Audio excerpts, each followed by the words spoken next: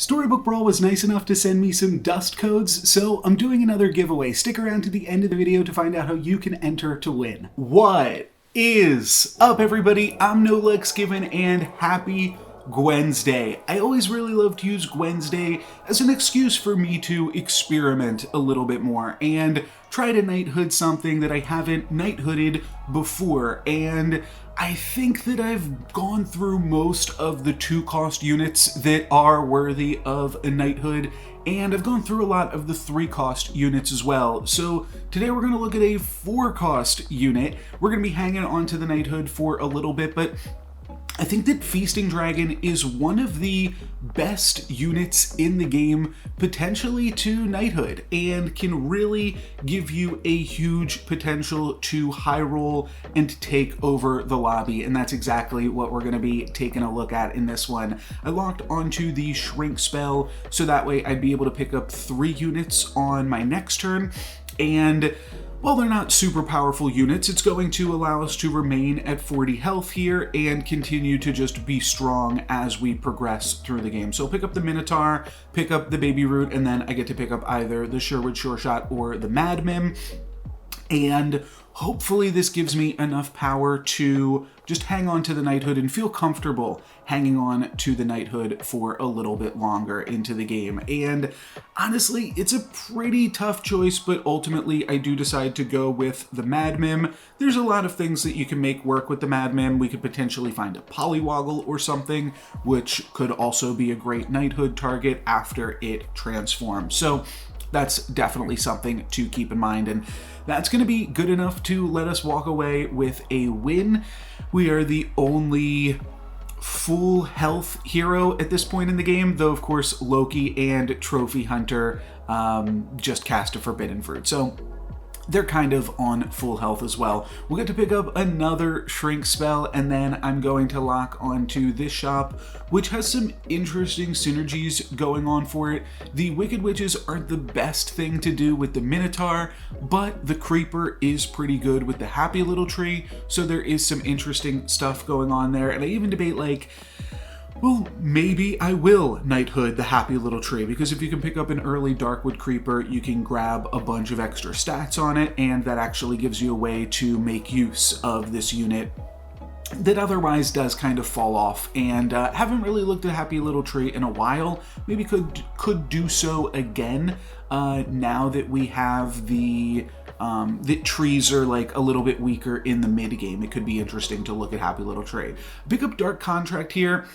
I think that that was just a mistake. I think that I should have gone for the, or rather I pick up Dancing Sword. I should have picked up the Dark Contract, and I think that it was a mistake to not do so. But we are going to be probably fine for this turn regardless. I think that overall, though, we would have more appreciated getting the +5/+5 on random units each turn more than we would have just the +1/+1 on most of our team here. But not a huge deal. Still sticking with 40 health, so even if we lose a combat or 2, we will be okay. And then I decide to backline the Minotaur, so that way we can actually get some use out of that. It'll pump up the Queens, and it'll pump up like the Madman and stuff like that, or not the Queens, the Wicked Witches. And we've got an interesting turn to pick up here. I think we're just going to go full evil at this point, including the Happy Little Tree. We can Shard of the Ice Queen that and turn that into a new unit, and that's going to give us a Kitty Cup purse, which is pretty good, alongside all of this other evil shenanigans that we got going on. We are down to 35 health, but otherwise are feeling pretty good here, and next turn will be 4.0, so I'm already thinking, okay, we're starting to fall off a little bit. Yeah, imagine if both of these Water Wraiths just had +5/+5 this turn. How unstoppable we would have been, but still looking fine. I'm just checking out what the actual stats are on the Kitty Cuppers there, because it's getting bonus stats from the Minotaur, the Madman, the Dancing Sword, and then potentially also the Darkwood Creeper and the Shard of the Ice Queen. So a bunch of stuff to do with that there, and we will wind up getting a win against this opponent. Pretty close one, but we walk away with a win. And now I'm thinking, what tier 4 units do I want to find? Obviously, it's the title of this video, but Feasting Dragon is probably the unit that I wanted to find the most. We already have the Mad Mim, so we're pretty well set up for it to make use of the Kitty Cutpurse slot, and just overall it's looking pretty good. For that reason, I don't pick up the free roll here. You see, I am considering these time flies, but I am going to wind up rolling down before finding a Sporko. I do consider the Queen of Hearts here as well, but I think I will throw in one more roll, find a Sporko, and then really start to go to town with that. So let's see that. Okay, there we go. There's the Sporko. That is really going to set me off in a nice direction here. I'll sell off most of the bench. I will Knighthood the Feasting Dragon, and now we've got a 15/16 that's going to be giving +2/+2 to our shop every single turn, and that is really just going to help take our scaling in a new direction, and it is actually strong enough that it gets 2 slays on this first turn. If you doubted the power of Feasting Dragon, everything in our shop now has +4/+4. Pretty good. So while we are still level 4, there's a few things that I'm really going to look for, namely monsters and mages. We are going to be picking up any Sporkos and Lady of the Lakes, and then we're also going to be looking for any mummies and any friendly spirits. All of those things are really, really strong. For now, we are playing up against the Ghost, so I'm thinking, okay, well, priority number 1 is slay with Feasting Dragon, but after that, let's just maybe try to slay with Kitty Cutpurse as well, because I don't think that they're going to be strong. They quit out pretty early on. There is a chance, and this is the truth, that they actually just have no units, which is a little bit unfortunate, but I think potentially even speaks more to the power of the game, that we haven't played up against this player yet, and we are still the lobby leader, and we are still going to manage to be strong enough despite not getting the free stats from getting to play against that Ghost with our Feasting Dragon. So I will pick up a friendly spirit here. That lets us continue to be pretty strong, and then I do see another Lady of the Lake. I also see a Merlin's Test. Could be a fine spell either on the friendly spirit or on the Feasting Dragon, or I could pick up the Lady of the Lake. There's a lot of really good stuff going on here, so I could see going for any of it in any capacity. And then I'm trying to give the extra health to the Lady of the Lake, and I'm trying to give the extra attack to the Mummy, and just maximize all of my supports in that way. I would potentially like to pick up this Lady of the Lake eventually, but for right now, I think that we are definitely strong enough, and we should be good here with, especially if this friendly spirit lands on either of my 2 ranged units, it is going to be pretty tough to get beaten here. So off to a pretty good start with that. We are going to get the slay with the Feasting Dragon, and let's see where this friendly spirit lands up. Yeah, it does land on Sporko, so that's just going to be enough to win this combat fully here. So that's really sweet, and then we will wind up, 35 health. We are just going to try to pick up any more monsters that we see. I'll pick up a mummy, and I do think that Fancy Pants or Bad Moon could be interesting pickups, but I'm going to try to pivot this. So the interesting thing about Feasting Dragon is you don't play it the whole game, and I wind up picking up both a hat and a crystal ball this turn.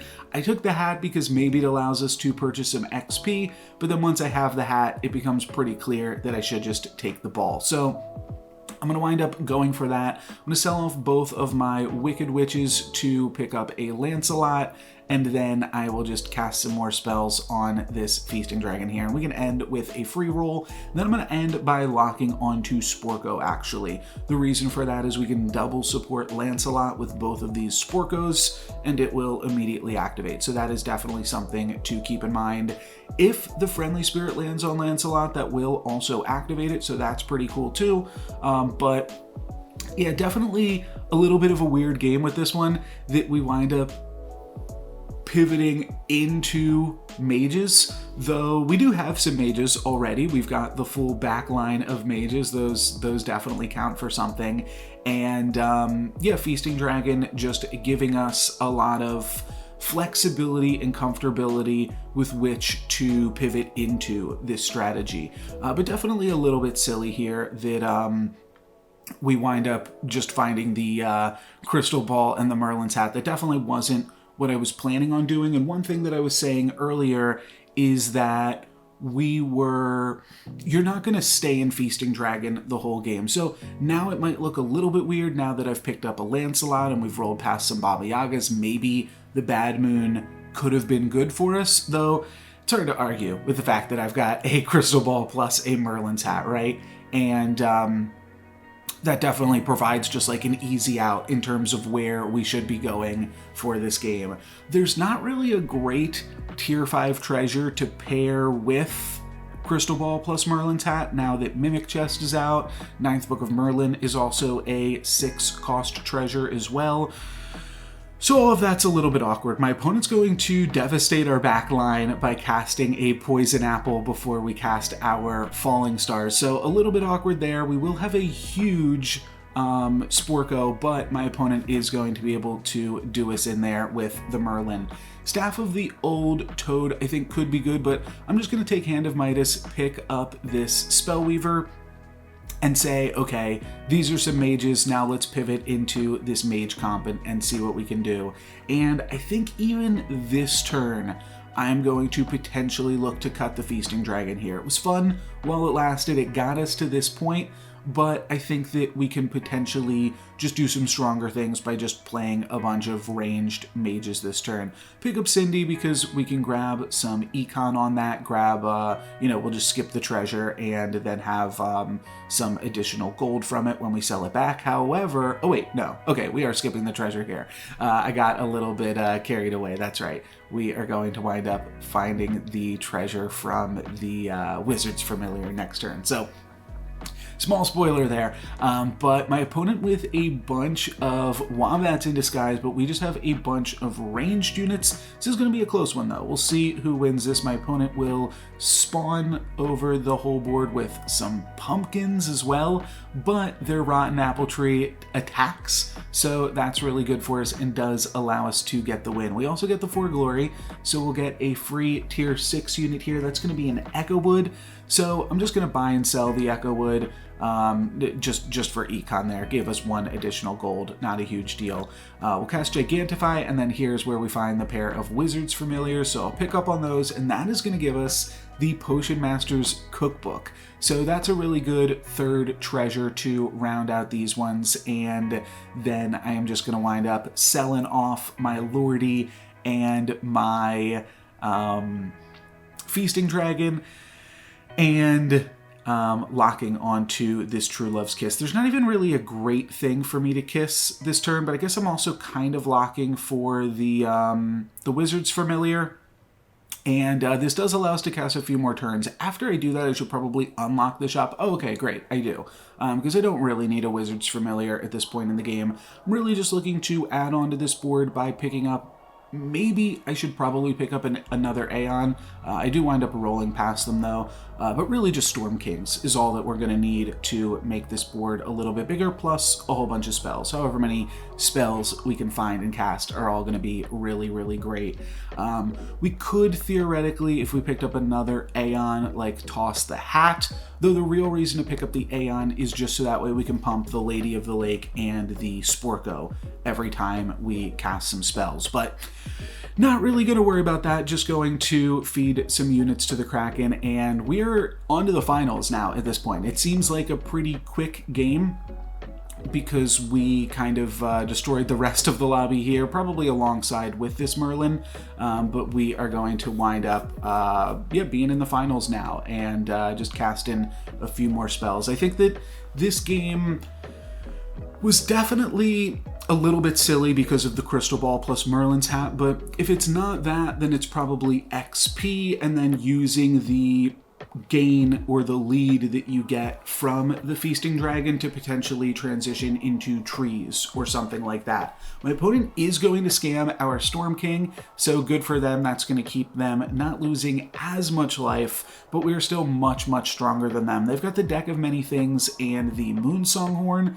but we just have so many other tools over them that I think that this is going to be a pretty easy win for us here, and don't have to worry too much about what else we're doing. I mean, we should still try to make the most of all of our spells and things, but we're definitely pretty considerably ahead of them. I mean, I guess if you look, we were 90% to win, so there was still a chance, and my opponent did get pretty lucky even to scam the Storm King. It's hard to imagine how they could have gotten more lucky than that, to be totally honest, but I suppose it's possible.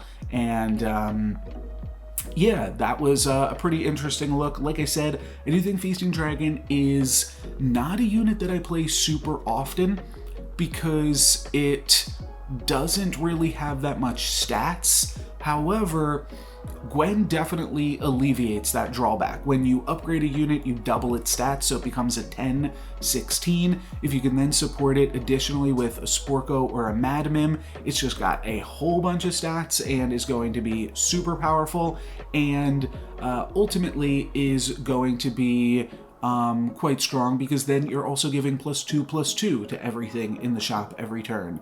So all of that is sweet. And looks like I do pick up an Aeon here. Okay.